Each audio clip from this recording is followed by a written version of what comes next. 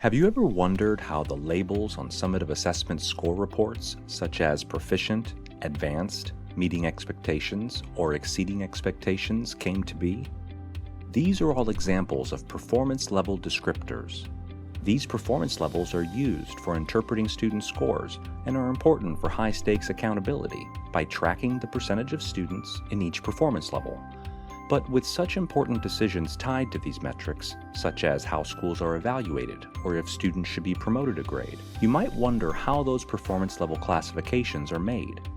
This assessment literacy video will break down two important concepts that will help you understand these classifications: performance level descriptors and cut scores. Classifying students into performance levels begins with writing performance level descriptors, or PLDs.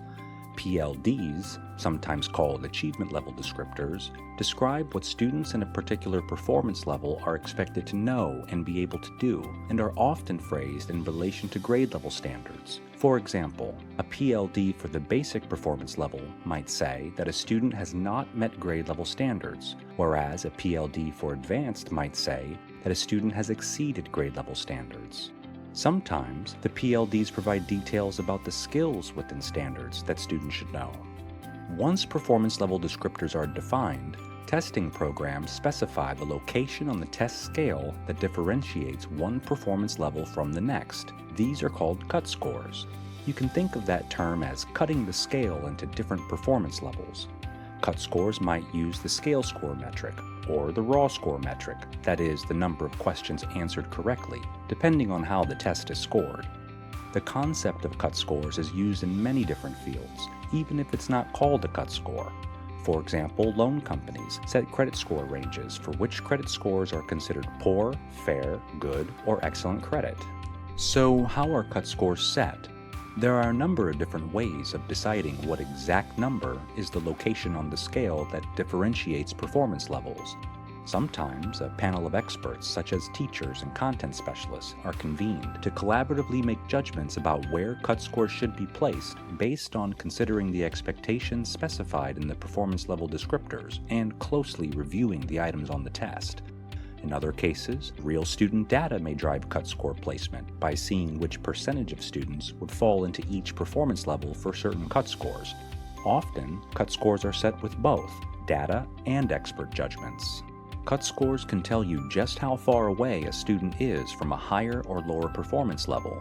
For example, if a student is classified as proficient on a mid-year benchmark test, but scores very close to the cut score distinguishing between proficient and advanced, that student may hit the advanced category with just a little bit of growth by the end of the year.